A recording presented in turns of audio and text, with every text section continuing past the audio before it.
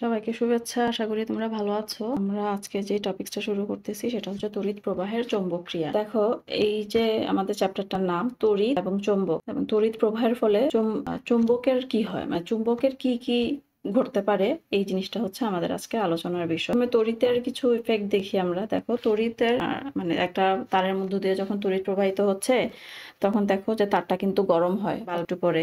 আবার দেখো, তড়িৎ প্রবাহ মানে তড়িৎ দিয়ে আমরা কি করতে পারি, যে কেমিক্যাল রিয়াকশন, যে কিরকম, যে ইলেকট্রোলাইসিস যেটা, তারপর ইলেকট্রোপ্লেটিং, এগুলাও করতে পারি। এরপরে আমাদের হচ্ছে ম্যাগনেটিক ইফেক্ট, মানে একটা তড়িৎ পরিবাহী তার আছে, সেই তারটার মধ্য দিয়ে সেই তারের আশেপাশে তুমি যদি একটা ম্যাগনেট আনো তখন কি ঘটনা ঘটবে, এটাই হচ্ছে আমাদের মোটামুটি আলোচনার বিষয়। দেখো, আমরা এতটুকু তো জানি যে ম্যাগনেটের সমমেরু পরস্পরকে বিকর্ষণ করে, বিপরীত মেরু পরস্পরকে আকর্ষণ করে। তো মনে করো তোমার কাছে একটা তার আছে, এই হচ্ছে সেই তার, এখানে একটা ব্যাটারি দিলাম।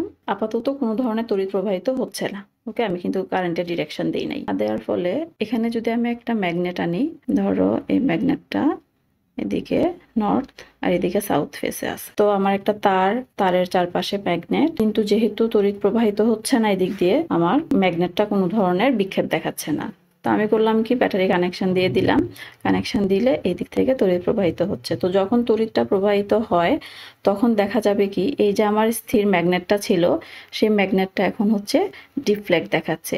তো এটা তো এই পাশে, এটা সোজা নর্থ ছিল, তো এটা হচ্ছে একটু বাঁকা হয়ে গেছে, এই নর্থ এদিকে হয়ে গেল হচ্ছে সাউথ। এই যে ঘটনাটা ঘটলো, এটাই হচ্ছে আমাদের তড়িৎ প্রবাহের চৌম্বক ক্রিয়া। এখন আমি যদি এখানের ইলেকট্রিসিটিটা পাস বন্ধ করে দেই, তখন ম্যাগনেটটা আবার তার আগের জায়গায় ফেরত আসবে। তো এটাকে আমরা এইভাবে সংজ্ঞায়িত করতে পারি। সংজ্ঞাটা আমাদের কি দাঁড়াইলো, যে তড়িৎবাহী তারের চারপাশে চৌম্বক ক্ষেত্র উৎপন্ন হওয়ার ঘটনাকে তড়িৎ প্রবাহের চৌম্বক ক্রিয়া বলে। এই যে আমার তারটার চারপাশ দিয়ে তড়িৎ যাচ্ছে, এই তড়িৎটা যাওয়ার কারণে এখানে একটা চৌম্বক ক্ষেত্র তৈরি হয়েছে। ওই চৌম্বক ক্ষেত্রটার মধ্যে আমাদের যে ম্যাগনেটটা ছিল, সেই ম্যাগনেটটা ডিফ্লেক্ট দিল। এটাই হচ্ছে আমাদের এই চ্যাপ্টার, যে তড়িৎ প্রবাহের চৌম্বক ক্রিয়া। তো যেহেতু তড়িৎ প্রবাহের যে চৌম্বক ক্রিয়া, মানে চৌম্বক ক্ষেত্র যেটা, সেটা একটা ভেক্টর রাশি, এবং এটাকে আমরা প্রকাশ করি হচ্ছে বি দ্বারা। এটার তো একটা দিক থাকবে, ভেক্টর রাশির মানও থাকবে, দিকও থাকবে। তো দিকটা কেমন, দিক দেখানোর জন্য আমরা এইদিকে একটা ওয়্যার নিই। তো ওয়্যারটার এইদিকে যদি কারেন্ট পাস হয়, এই হচ্ছে আমার আই, তাহলে এই দিকে চলে যাবে হচ্ছে ম্যাগনেটিক ফিল্ড। তো এটাকে আমরা লিখতে পারি হচ্ছে ফ্লেমিং এর রাইট হ্যান্ড রুল। ফ্লেমিং, তো রাইট হ্যান্ড রুলে আমাদের যে ডান হাতটা থাকবে, সেই ডান হাতটাকে আমরা যদি মুষ্টিবদ্ধ করি, চিত্রে যেভাবে দেখাচ্ছি, চিত্রটা যাই হোক, চিত্রের মতো করে আমরা যদি ডান হাতটাকে মুষ্টিবদ্ধ করি, তখন আমাদের যে বৃদ্ধাঙ্গুলি যেদিকে থাকবে, সেদিক যদি কারেন্ট যায়, তখন এই যে বাকি আঙ্গুলগুলোর মুখ যেদিকে থাকবে সেদিকে যাবে হচ্ছে আমাদের ম্যাগনেটিক ফিল্ড। তো এটাকে বলা, এটা ফ্লেমিং এভাবে বলে গিয়েছেন, এই জন্য এটা ফ্লেমিং এর রাইট হ্যান্ড রুল। এবং ফ্লেমিং এর রাইট হ্যান্ড রুল বললে আমরা বুঝে নিব হচ্ছে এখানে ম্যাগনেটিক ফিল্ড বি এবং কারেন্ট আই, এই দুইটা নিয়ে কাজ করা হচ্ছে। তাহলে আমরা দেখলাম কি, একটা পরিবাহের মধ্য দিয়ে যদি তড়িৎ প্রবাহিত হয়, তাহলে চারপাশে একটা চৌম্বক ক্ষেত্র তৈরি হবে। চৌম্বক ক্ষেত্রের মান হবে তড়িৎ প্রবাহের মানের উপর নির্ভর করবে। চৌম্বক ক্ষেত্রের মান তড়িৎ প্রবাহের মানের উপর নির্ভরশীল, আর তড়িৎ প্রবাহের দিকের উপর চৌম্বক ক্ষেত্রের দিক নির্ভর করে, যে একটু আগে আমরা ফ্লেমিং এর রাইট হ্যান্ড রুলে যেটা দেখলাম। তড়িৎ প্রবাহ যতক্ষণ থাকে, চারপাশে চৌম্বক ক্ষেত্র ততক্ষণই থাকবে। এই লাইনগুলো আপনারা খাতার মধ্যে লিখে নেন। আমরা যখন স্থির তড়িৎ পড়েছিলাম, তখন আমরা দেখেছি যে একটা চার্জের চারপাশে চার্জের যে বলরেখা, সেটা তৈরি হয়, বা এটা আসলে একটা কাল্পনিক রেখা। ঠিক এরকম করে একটা চুম্বক যদি নেন, এখানে একটা নর্থ পোল, এখানে একটা সাউথ পোল। তো নর্থ থেকে সাউথের দিকে এক ধরনের কল্পিত রেখা আঁকা হয়। এই রেখাগুলাকেই বলে চৌম্বক আবেশ রেখা। মানে তড়িৎ বলরেখার মতো একটা চৌম্বক ক্ষেত্রের যদি বদ্ধ বক্ররেখা দ্বারা প্রকাশ করা হয় অনেকগুলো, এই রেখাগুলোর নামই হচ্ছে চৌম্বক আবেশ রেখা। এবং দেখা গেছে যে এই রেখাগুলাকে নর্থ পোল থেকে বের হয়ে সাউথ পোলে গিয়ে শেষ হচ্ছে। তো এখানে যদিও আঁকাটা একটু টাফ, এই যে এইভাবে বইয়ের মধ্যে সুন্দর করে আঁকা আছে, একটু দেখে নিও তোমরা। এই রেখাগুলো কখনোই পরস্পরকে ছেদ করে না।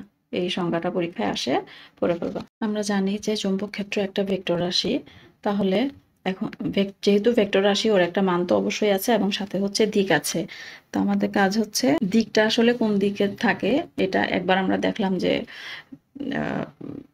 বৃদ্ধাঙ্গুলি যদি কারেন্ট আচ্ছা বিয়ের দিকটা যদি বের করতে চাই, মনে করি এটা হচ্ছে আমার একটা কাগজ তল, এই যে এটা একটা কাগজ, এই কাগজের মধ্যে আমি কিভাবে চৌম্বক ক্ষেত্রের দিকটা দেখাবো। তো আমরা সবাই তো তীর দেখছি, তো তীরের মধ্যে একটা মাথা থাকে হচ্ছে পয়েন্টটি এরকম, আর এই যে নিচের দিকে এটা কিন্তু কিছুটা এরকম থাকে।